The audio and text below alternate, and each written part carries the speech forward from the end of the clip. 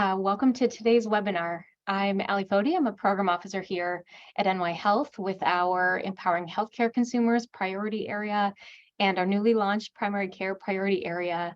And I'm pleased to welcome you here today for our conversation around measuring equity for health systems change.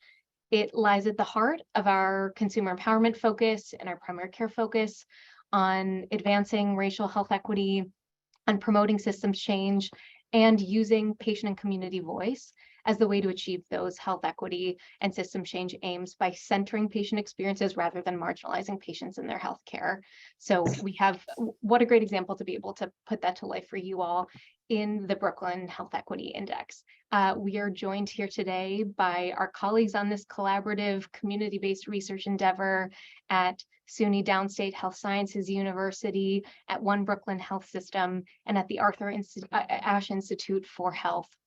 And they're going to share with us this collaborative research endeavor, a community engaged process that helps us move beyond traditional patient experience surveys that aren't formulated in ways that really captures patients' experiences in healthcare as they pertain to equity.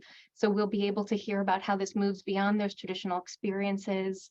And the goals for today's presentation, as they'll share with you all, is really around talking about their experience, elevating patient and consumer voice, using that to drive quality improvement and other health system change, and the process along the way, and how we can learn from them, from their experiences. I'm so pleased to be able to welcome our speakers today. They include Dr. Aimee Afable, who is the Associate Dean for Community Engagement at SUNY Downstate. We have Dr. Tanya Blackwell, who is the Director of Research and Community Engagement at Arthur Ashe, Dr. Gwendolyn Lewis, the Vice President of Ambulatory Care and the Principal Investigator from One Brooklyn Health System for the BKHI, and Tony DeVitis, Consultant with One Brooklyn, supporting the BKHI Brooklyn Health Equity Index efforts. I would also be remiss if I didn't note that we are this collaborative big team on BKHI. We have many of our team members joining us as well. So welcome to Dr. Monty Douglas, Dr. Torian Easterling, Kiki Nkoye. Welcome to you all, and welcome to you all, our attendees today. We have a lot of rich information to share with you all, our presenters do, and yet we want to make this as engaging as a discussion as possible. So please include your questions, comments in the chat. I'll be lifting those up in our discussion and definitely in our question and answer session towards the end. Let us know who's here as well. Beyond that, just a bit other housekeeping. First of all, there's an opportunity for closed captioning. You'll see a button at the bottom of your screen as well as a banner up top. We will be recording today's session and sharing that out with you all to continue to reference and learn. We won't be sharing slides at this time, given that, as you'll hear, the research is still unfolding, but above all else, the bottom line here is that we want you to be able to stay connected with our presenters, this research team, and with us. So stay connected with us and we'll keep sharing more as we learn more. With that, I am going to hand it over, I believe, to Dr. Afable to get us started.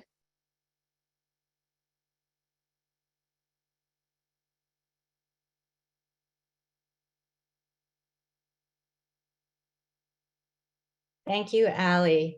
Good afternoon, everybody, and welcome to our presentation today. We adjusted the title slightly because we wanted to feature the name of the project. So today we will be presenting on Beyond Traditional Patient Measures, Brooklyn Health Equity Index, a community academic hospital partnership for systems change. And Ali already introduced us all, but I just wanted to make sure you know us by, you can associate the names to our videos. So I am, as Ali said, I'm Aimee Afable.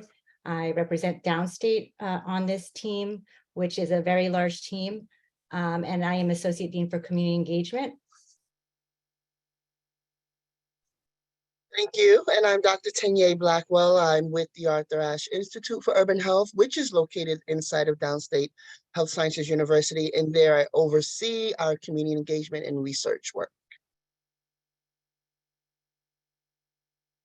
Hi, I'm Tony DeVitis. I am a consultant to the project with One Brooklyn Health in areas of measurement and psychometrics.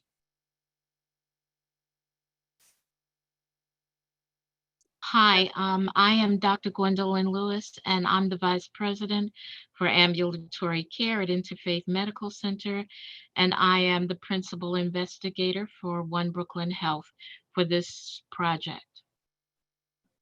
Thank you, team members. Okay, so what is really our overall vision and long-term goal for the BKHI, the Brooklyn Health Equity Index? And really what we try to center on is achieving healthcare equity in Central Brooklyn. And the goal of healthcare equity is to ensure that every person has the opportunity to receive affordable and competent care, regardless of your identification, whether that's you identify based on race, ethnicity, ability, sex, gender identity, sexual orientation, nationality, or socioeconomic status.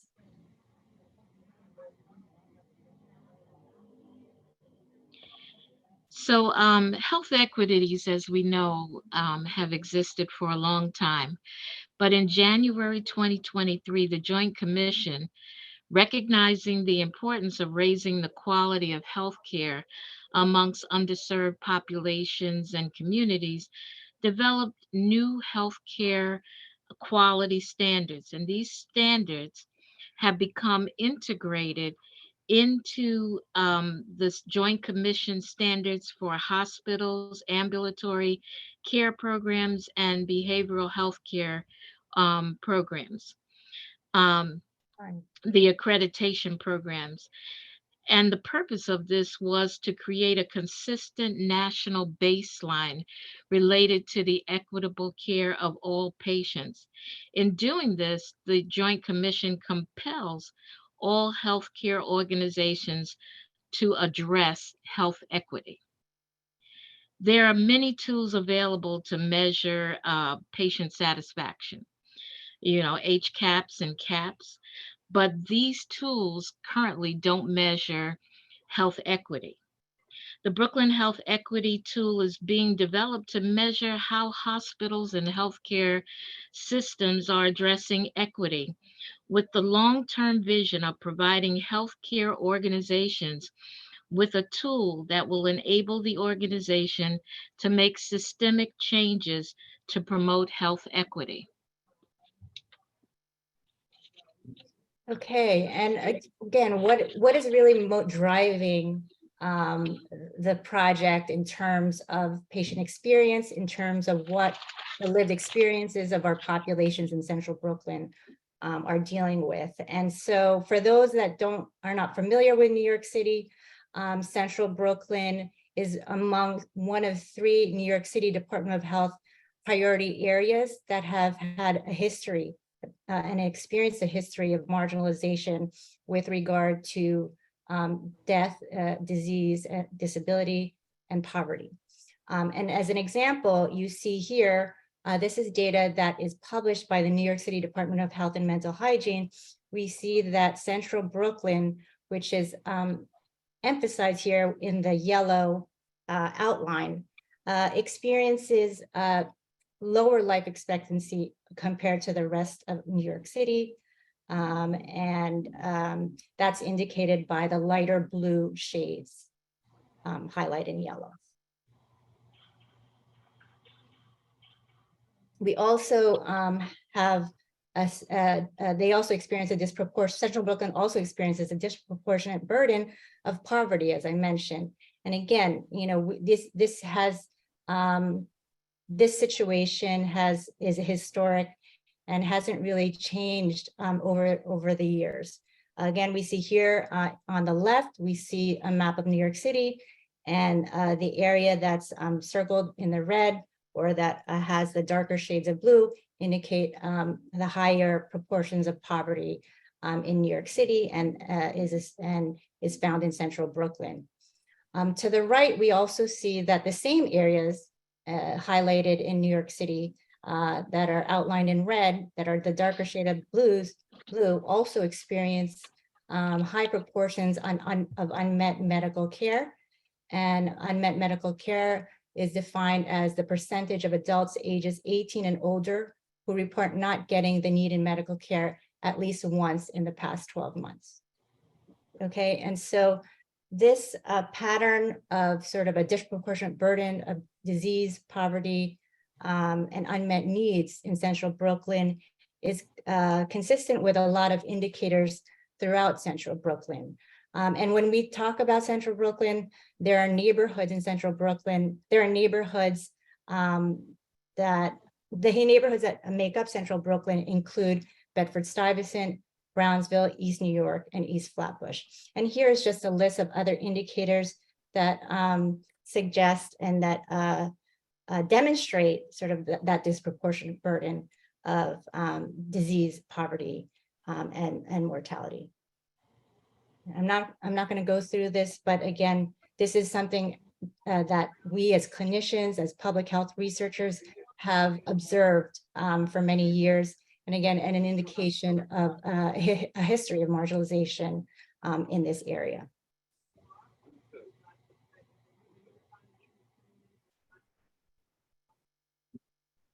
Okay.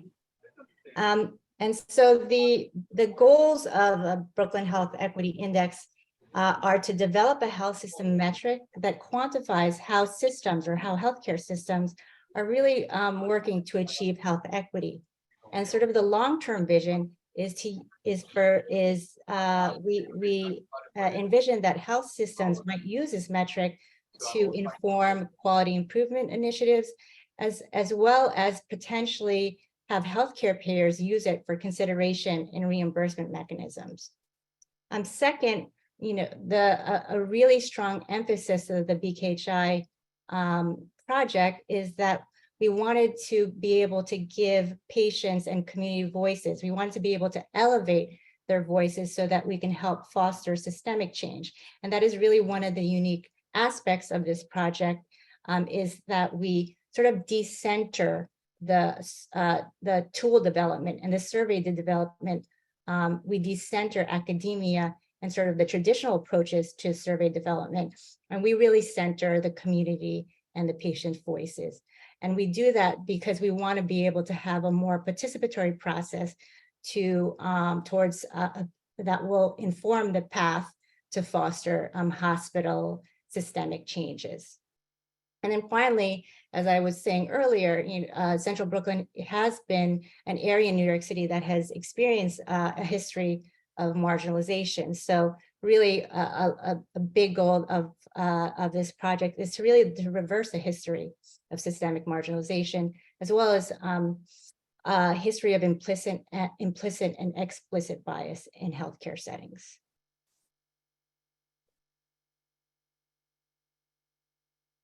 So our approach, as Dr. Afable just mentioned, one of our goals was to elevate patient and community voices. And so one of the things that we focus on at the Arthur Ashe Institute is a collective impact.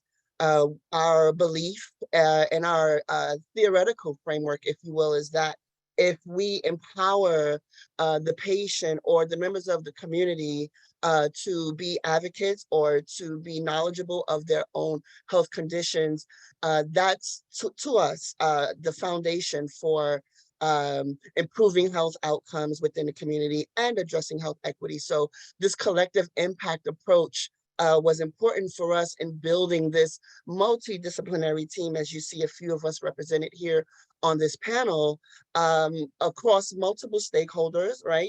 This is a community academic hospital partnership with partners breaking across various silos for this work.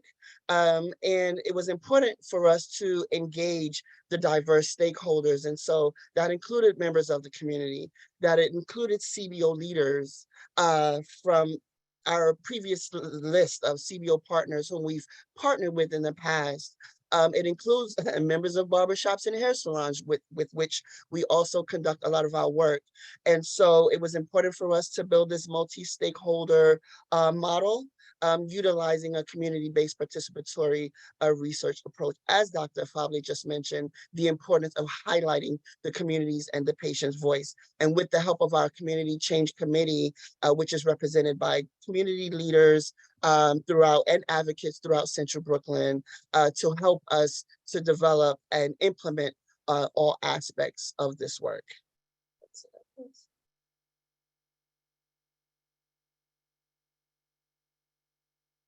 I believe Dr. Lewis is on Dr. mute. Lewis? I'm sorry. As you can see from this slide indicates the three partners, the three institutions that came together to partner to work on this project. The first, as you just heard from Dr. Blackwell, SUNY Downstate. It's the only academic medical, from Dr. Afable. SUNY Downstate is the only academic medical center in Brooklyn and has served the central Brooklyn area for over 150 years. And then the Arthur Ashe Institute for Urban Health, which is the institution that Dr. Blackwell works with. It was founded in 1992 by Arthur Ashe, who was, as we all know, was a pro tennis player and an advocate for those people living with HIV and AIDS. Since Arthur Ashe's inception, it's been a leading community force in addressing major urban health challenges. It's been one of the pioneers in building community infrastructure to address health equities. And Dr. Blackwell just talked about the Healthy Barbershop and Salon initiatives that they present. And the last partner who Tony and I represent is One Brooklyn Health. And One Brooklyn Health is a system that was established in 2016 with the merger of three central Brooklyn hospitals: Kingsbrook Jewish Medical Center, the Brookdale Hospital Center, and Interfaith Medical Center. And these three hospitals serve approximately 1.2 million, mostly Black and Brown community residents. Also, OBHS has an extensive network of primary, behavioral health, and specialty care locations located throughout central Brooklyn. So this work is being carried out in 3 phases, in which phase 1 was our formative research phase, where we conducted a lot of community-driven qualitative research. And phase 2 is the phase in which we've taken that data and that research, and once analyzing it and understanding the depth of what's being said, we developed this survey instrument, which we are calling the Brooklyn Health Equity Index. And through various techniques of face validity, pilot testing the survey, conducting psychometric testing on it, is how we are collectively strengthening the validity of our survey instrument. And so where we are currently in phase 3 with the scale up of the BKHI index and sampling with more broad and wide dissemination throughout the One Brooklyn Health system, as well as, advocating for the instrument's utilization. And so in phase 1, this formative research, what we did was we conducted an extensive amount of qualitative research using purposive sampling. I won't bore all of you with all of the researchy details unless you're a researcher and this just floats your boat as it does mine. Purposive sampling techniques to recruit 62 participants, in which there were 10 focus groups and there were 17 key informant interviews. And our participants were, our focus group participants were largely patients, members of the community, medical students. Our key informant interviews were largely hospital administrative leaders, staff, clinicians, doctors, as well as CBO leaders, leaders of various CBO community-based organizations in which the Arthur Ashe Institute partners with. And so this formative research was conducted from October 2021 through January 2022, right in the midst of the pandemic. So all of our interviews were done via Zoom. There was some direct face-to-face recruitment within the clinic spaces and inpatient, outpatient facilities at One Brooklyn Health as well as Downstate.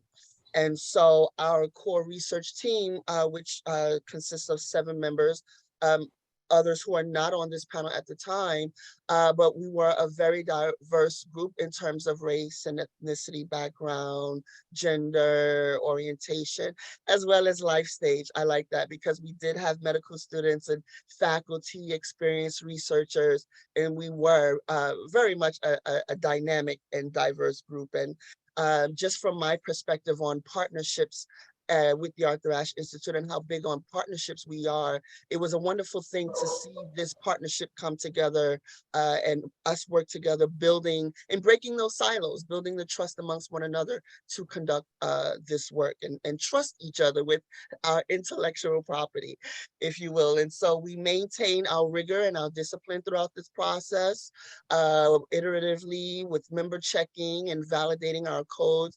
There were close to 1,000 codes, I would say. It says over 100, but it was actually 907 codes that we derived from the many transcripts, the 27 transcripts that we collected. Next slide, please. This just summarizes some of the demographic information about our participants. As you can see, and our focus group participants are largely female, mostly Black. There were some diversity there in terms of race and ethnicity, but the role of our focus group participants is also very interesting. As you can see, the large proportion of our focus group participants were patients. There were medical students, a part of our focus group, as well as community leaders. And when we talk about patients, we also refer to them as members of the community as well. They are from the community. And with our key informants, again, who were largely hospital personnel, staff, administrators, clinicians, we see there's some diversity there in terms of gender and race. And again, staff, largely hospital staff, as well as some CBO staff and leaders, and one patient and a one-on-one interview. Next slide. So when we initiated this work, we set out with quite a few priority things. We knew when we went into this work that we wanted to understand issues of discrimination. We wanted to understand trust and medical mistrust. We wanted to understand cultural sensitivity and structural competency. But after all of that and combing it down, we've landed on 3 overarching themes of trust, social determinants of health, and discrimination based on identity. Next slide.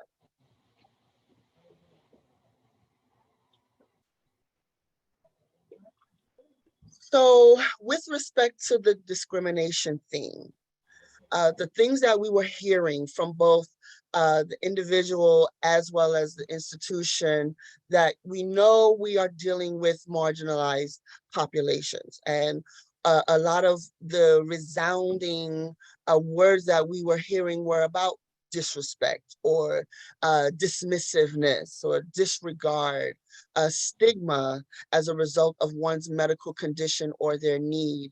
We also understand that, you know, from the hospital perspective, they recognize a history of divestment in the hospital structure. And here's an example of one interesting quote from a patient with respect to discrimination. It quotes, "You're fat, you're overweight. I also have COPD and asthma. I am a diabetic. You know, when you take a lot of steroids, you gain weight. So they fix one problem, but some medications cause other problems, right? So when I go to the doctors, they tell me, oh, you're just fat. Have you ever thought about getting surgery?" What? This is how one of our participants who was a patient depicted to us what they have experienced and heard with respect to them feeling discriminated against. Next slide, please. Dr. Blackwell, could I interrupt you for just one moment? Because it's such an Sure. important point that the team learned along the way. Could you share a bit more about how your thinking evolved in terms of that construct of discrimination from the outset of the research through the focus groups, beyond discrimination purely on racial ethnic grounds, but then the intersection with medical issues and other demographics and determinants, and how that's more of a holistic consideration? Absolutely. And so we had a really robust section on discrimination because it was just discrimination, not just on race or color or gender, but there was discrimination based on sexual orientation, discrimination on just the fact that I am someone of lower socioeconomic status, discrimination based on my religious beliefs and ideology. So there was a huge span with respect to discrimination. And so we label it discrimination based on identity because, folks identify with many issues. It was just not about Black or white or race or ethnicity, but there were many issues that fall under that umbrella of discrimination. Yeah, and I also want to add, thank you, Dr. Blackwell. I also want to add that we didn't explicitly ask about this particular issue of stigma associated with one's medical condition. And so that's sort of the beauty of qualitative research, is that we begin with, an idea of what we want to ask about, but because it's open-ended, that gives an opportunity for other topics to emerge. And this is actually one that we didn't explicitly set out to investigate or examine, but it did emerge many times among the focus groups with patients. So I think, again, that's sort of just a demonstration of really the advantages of conducting this type of research. Absolutely, Dr. Afable, thanks for pointing that out. It was something that emerged just from the listening to the patient's experiences. Next slide, please.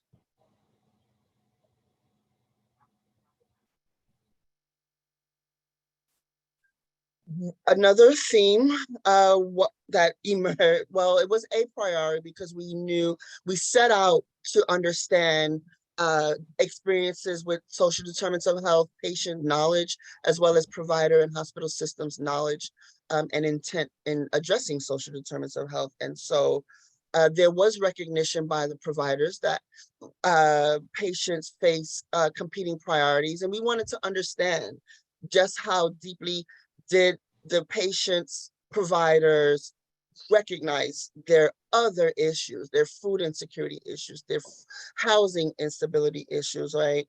And so this particular quote from a medical student stood out because, it gave a different perspective from what the patient experienced than what the health system and the providers are their perspective. And it quotes, "I was saying that the med school does try to encourage education to help us understand the social determinants of health.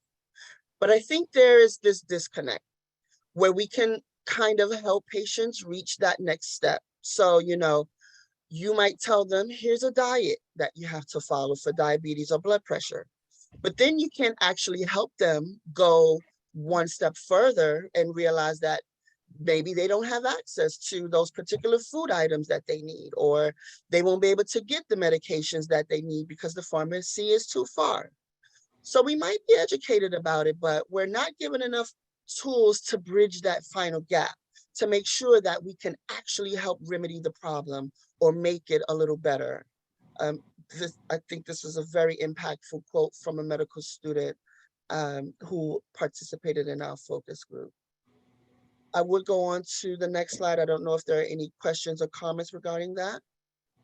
And so lastly, with regards to our theme of trust, it was one of our A priority themes, meaning it was something that we intentionally set out to look at, trust or medical mistrust. And some of the things we heard out of the research around trust was resounding around communication, clear communication around the patient and providers. And patients recognize that without this clear communication, it is impossible to even develop trust, right? Some other things that came up were provider empathy and how much they felt that their provider really cared or were really in tune with what they were experiencing, right? Active partner in healthcare decisions. We wanted to understand to what degree patients felt as if they were active partners in the back and forth in the communication with their providers, as well as respect for patients' time. Time is always a resounding theme that we've heard of, also heard in my own personal research at SUNY Downstate. Time as a barrier to care. And so there are two interesting quotes here, one from a patient and one from a provider, and I quote, "Well, I don't trust doctors at all, just for the main fact that when my daughter was 10 years old, we were sent to see a specialist. They said they thought she had a hernia. The doctor came in the room. He didn't even examine my daughter. He just gave us the deed for the surgery." And I was like, "You didn't even examine her, so how are you sure that it is a hernia?" And so that was a moment in which that patient was impacted and her trust was eroded, if you will. And another quote from a provider, I quote, "I think a lot of times it was because there's a lack of transparency. They weren't fully explained things, and they were like, things are just happening to them without them being involved." I won't read it completely verbatim. I'll jump down a little bit where he states that, this, what the patient experiences, this is what we're going to do. This is what's going to happen to you. And they're not really told all the risks and benefits all the time, although they should be. And so this key informant particularly thought that, inherently brings distrust when there's this lack of transparency and communication, which our patients are experiencing. Dr. Blackwell, before we move on from this phase 1 discussion, I did want to pose one other question from the Zoom chat, which is on the social determinants of health theme. And that's around the intersection between considerations of cultural humility and social determinants of health, and how you saw that manifesting itself in these conversations, and particularly if clinicians and staff are approaching conversations around social determinants of health with considerations of cultural humility in mind. Well, cultural humility, cultural competency, or cultural insensitivity, we did embark on that, and it did show up in the sense that the One Brooklyn Health Systems and the Central Brooklyn hospitals, it's not always a matter of just Black or white. There are, providers of color in these institutions, right? And although the populations in the area are largely African-American, Afro-Caribbean communities of color. And so it extends beyond color in such that it becomes cultural, right? We may be all melanated individuals, but we have some cultural differences in how we're socialized, right? Some of us are just socialized culturally to think a certain way, behave a certain way. And so we did see some differences there. We do see some differences there in cultural discordance, if you will. I'm not exactly sure if I'm answering completely the question as it was asked, and I do ask any of my other colleagues on the panel to do chime in. But yes, there were these issues of it's beyond cultural competency, but cultural humility, if you will. Yeah, I'm just building on what Dr. Blackwell said. And again, Dr. Blackwell, she didn't mention this, but she and one of our other collaborators who are not here, Dr. Margaret Salisu, were the main focus group of key informant facilitators. So, she will have more insight than I, but again, as Dr. Blackwell mentioned, there was a sort of a core research team that met weekly to sort of discuss these findings. But I think, what the group really allowed or debated or discussed was the idea that yes, race concordance was important, but there were so many other factors that contributed to building this trust with regard to building trust, and it goes beyond, as what Dr. Blackwell says, sort of race discordance and cultural humility in a sense. It really, they talked about they talked about empathy, they talked about continued engagement with the care team, they talked about communication, the importance of just getting informed about what's going on, to them on that day, you know, when they're coming into their visits. So sort of fundamental issues that transcend some of the factors that traditionally, or well, at least some of the factors that we intentionally try to pursue a priority in this research, you know, and I think that's sort of what was some of the idea that emerged, that we really weren't looking at, and again, but we allowed the opportunity for the patients to voice these concerns, and so this emerged from their narratives. I don't know If I if can Tony or Dr. Lewis wanted to say something. I mean, I would add another sentence to that. As you mentioned, you know, when you think about, say, the One Brooklyn Health System, in which there are providers of color, right? There are faces of color around. But if you could imagine, you know, a provider, a doctor of a different ethnicity or race, providing care to someone of color or someone from the Central Brooklyn community, naturally you would understand there's some discordance there in terms of cultural discordance because of just how we are and who we are. And so I go back to the fact that despite that there are providers of color, culture runs so deep such that even with providers of color, there are these instances of just cultural discordance. And so, Yeah. Right. Yeah. Thank you I all. I'm think- so sorry to, Tony, chime in with one thought, and then I'll say, let's move on to Okay. phase 2. And no, go ahead with your thought, and then just in the interest of time, we'll move on to the phase Yeah. 2 discussion.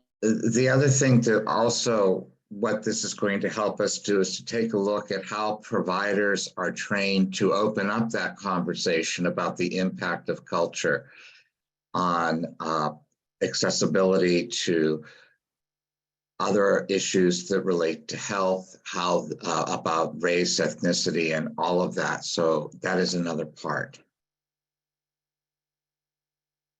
That was it. No, great. Thank you all. And thank you, Dr. Eastling, for your point around intersectionality in the chat as well.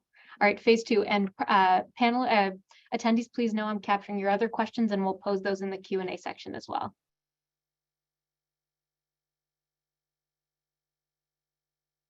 phase 2. So I will turn this over to my colleagues, either Dr. That is Lewis? Tony. Yeah. Tony. Hi. Oh, The that's first iteration of the survey was piloted in the community focus groups and with the key informants that we interviewed. And based on the feedback that we received from those two groups, an 11-item survey was developed. Prior to the start of phase 2, face validity testing was conducted with the survey questions that were developed amongst the entire BKHI team using Google Forms. Aimee, okay. There was a total of 4,202 patients at One Brooklyn Health facilities that were contacted to complete the BKHI tool. And this survey was run through from February 23rd through March 25th of this year. Patients were contacted via text message one day after discharge or their completion of their visit in the outpatient setting. A second text message was sent the second day following discharge or the completion of their outpatient visit if there was no response the first day. An automated phone call or voice call was sent on the fourth day. If a text message could not be sent due to lack of having a smartphone or we had the wrong numbers, the patient was sent a voice call on the second day. And sampling for this pilot tried to represent the diversity of departments and services that we offer at One Brooklyn Health, which included our emergency room, our ambulatory care settings, inpatient settings, and our maternity care unit.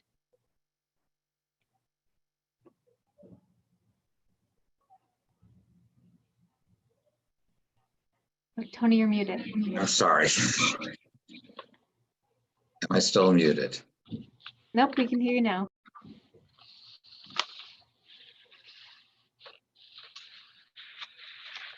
Of that 4,202 attempts to reach consumers of healthcare, a total of 455 completed surveys were obtained, representing a response rate of 8.71%, or 366 over 4,202. Now, it's important to take a look at how that data was collected, because that's really helpful in terms of how we as providers can reach out to patients. So among the row of people who were reached via a text message or SMS, 455 outreach attempts were made that way, and for in terms of the phone or voice, 3,747. In terms of those who consented, 149 who were reached via text consented to participate, representing roughly 33% response rate.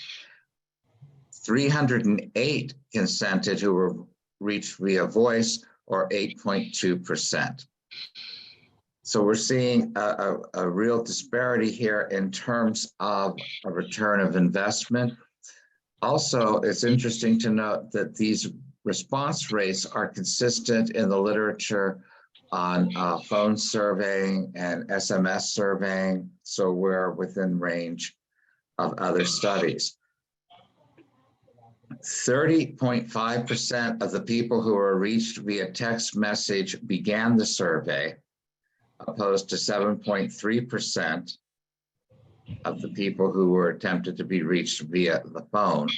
And finally, 27.2%, or 124 people, completed the survey via text messaging, and 242 completed the survey via the phone. What we are currently doing is we're taking a look at what accounts for this. So that, for instance, why is it only 455 out of all of the people that we attempt to outreach were able to be reached via a text message? Are we collecting patient contact information consistently and well? Also, are there age differences that account for, like, some people not wanting to use text messaging? These are all the questions that we are studying right now as we prepare to launch phase 3, which will be using similar technologies. One of the things that we found was it would be worthwhile to send the text message and an automated voice call on the first day. Okay. Also, it was that's all right. So that's some of the things that we'll be looking at, and so that we can better reach our patient population. Thank you. Next slide. Tony, can I just add something? Yeah. I think we also need to look at why there was a greater, and I think we are looking at that now, the differences between the response by a voice versus the response by a text. Is it due to age? Is it due to availability of the appropriate device, which also may represent a disparity, or where there is some inequity? Yes. Do our patients have the right devices to respond to such a survey? Great, thank you. I think, thank you, Dr. Lewis. I think we're ready to talk about some of the key lessons learned. I know we sort of are teasing the audience with regard to not presenting the final items that were included in our BKHI index, but as Tony and the rest of the team mentioned, we're still undergoing further psychometric testing, validation, and it hasn't been finalized. And so, when we're ready, when the team is ready to share it, we're happy to make it public, but at this time, it's not finalized. And so we just want the audience to take that into account. I think one of the main lessons learned throughout this process is that, one, community engaged research takes time, and you can't rush it. And similarly, the three institutions that were involved in this project, also it took time to develop the relationships among team members and also the trust among team members. As we have presented early in the talk, it is a partnership between three institutions, but our entire project implementation team, it consists of upwards of 15 plus members. And so we had to deal internally with our own sort of politics and dynamics. And so that took time. It did help that we had fierce leadership, that we all were willing to be vulnerable and share, honestly, what we thought of, what we thought of the research questions, what we thought were missing, what we thought were, overlooking. That really took place within multiple meetings per week among the entire grant implementation team. It did help to define roles and responsibilities of team members. And as Dr. Blackwell said earlier, there was a core specifically for the development and the analysis of the qualitative data. There was a core team of researchers that consisted of 17 members that, as we mentioned, were diverse with regard to life stage, race, ethnicity, sexual orientation, etc. And we met weekly on Fridays. It was our Friday afternoon party where we, analyze the data, we discuss interpretation, and made sure, that we were really communicating what the patients and the community was telling us. And so I think that was an important lesson. We continue to revisit the data, and we continue to do psychometric testing, and I'll have my colleagues comment further on those. Well, I think that brings us to getting to yes and how we got to yes, and all of the things that Dr. Afable just shared with you as to how we got to yes. And the major thing was, just as what is a major issue amongst our patients, is developing trust amongst the team members, respecting each other's positions, what each other brings to the table. We had the difficult task of bringing three facilities together with three different thoughts about the way the study should be conducted. And we had to develop a shared process. We had to make sure we heard each other, not just come together on Fridays, but that we listened and heard each other. And moving forward, I think what was of benefit to us was that we develop a smaller work group. That was the group that met on Fridays at 3 o'clock, which enabled us to develop a more common language amongst those conducting the study. And through that, we became a cohesive work group. We've since learned how to disagree, but trust in each other and come to a consensus. And this has become the strength of the group. Getting to this place, getting to yes, has enabled this project to move forward efficiently and effectively. Thank you, Dr. Lewis. Dr. Blackwell, do you want to share anything along those lines? I do. I do, but for the sake of time, I was trying not to take the microphone again. But yes, what stands out for me again is watching this partnership unfold. As Dr. Lewis just said, the getting to the point of trusting each other, learning to disagree. It's been a very robust experience, and just watching this partnership unfold has been monumental. And so I just want to take a moment to thank my partners. Yeah, thank you. And Tony, did you want to comment on, because we are getting questions on the psychometric testing? Okay.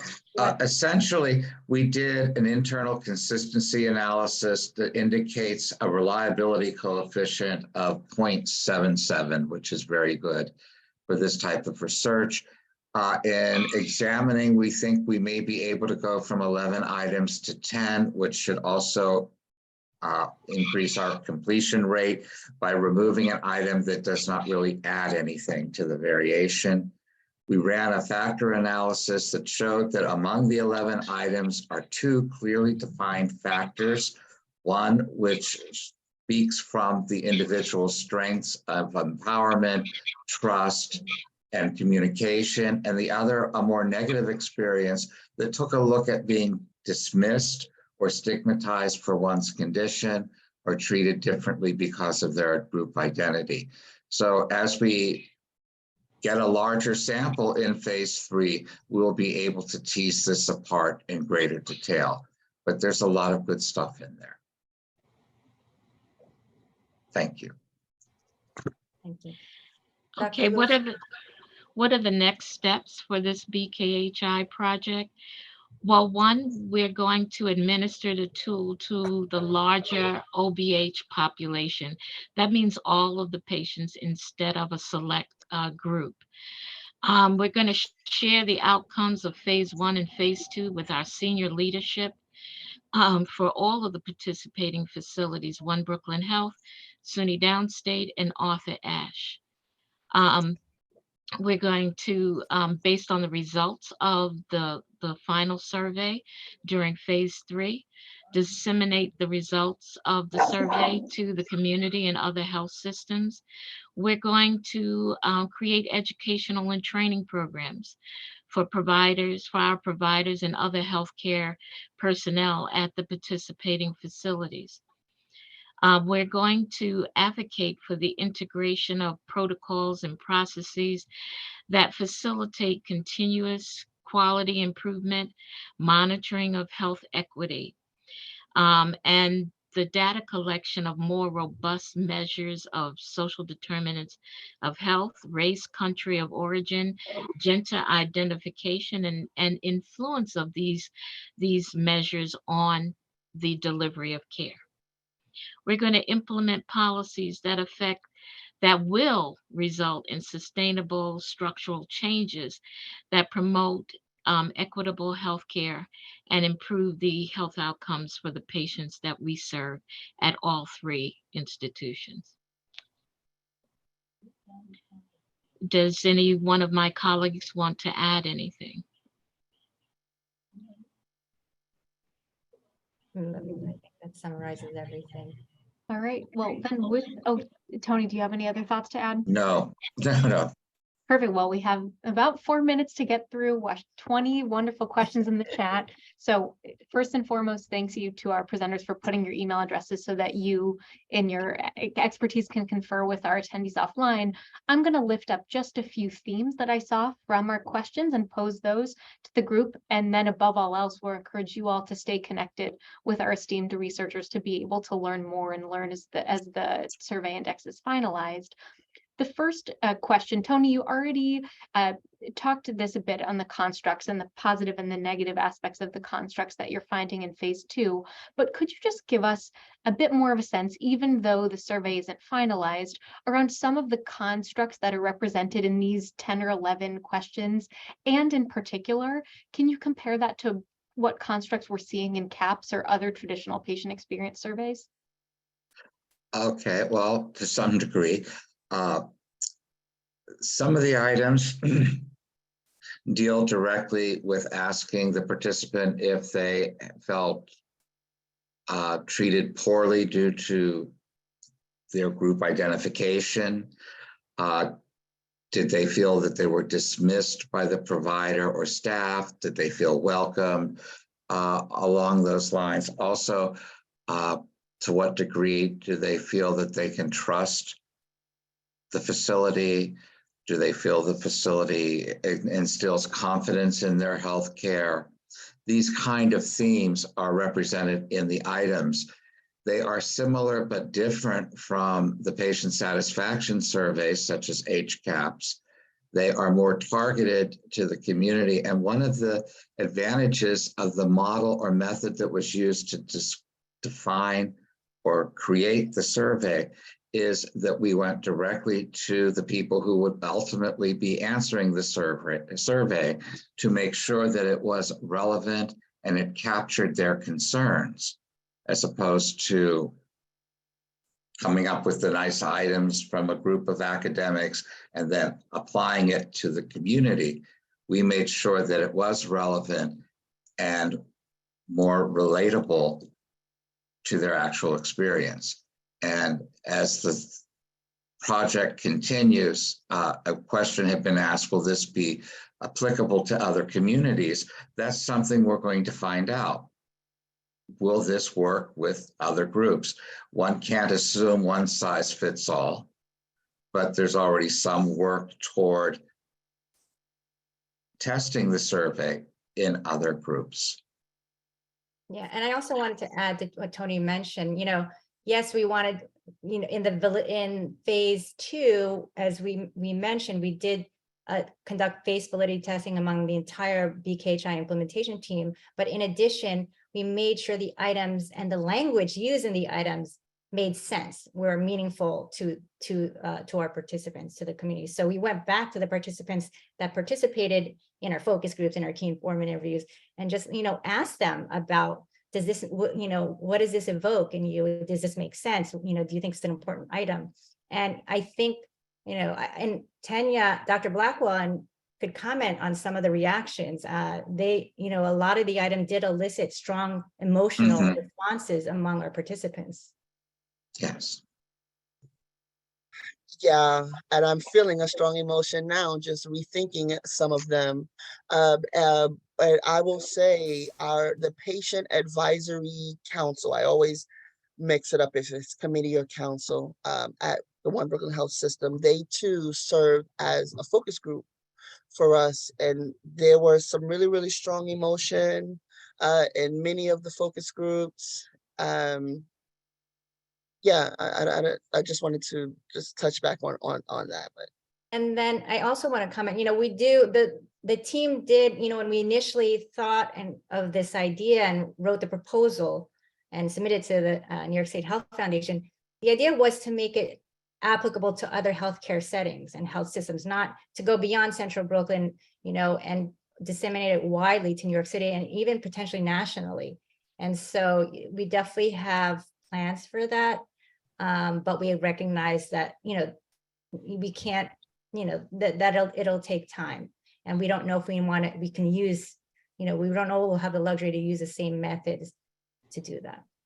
Can I just add that I think that this tool is applicable for use in any setting where care is delivered, be it a doctor's office, be it a large community-based hospital, or wherever it is.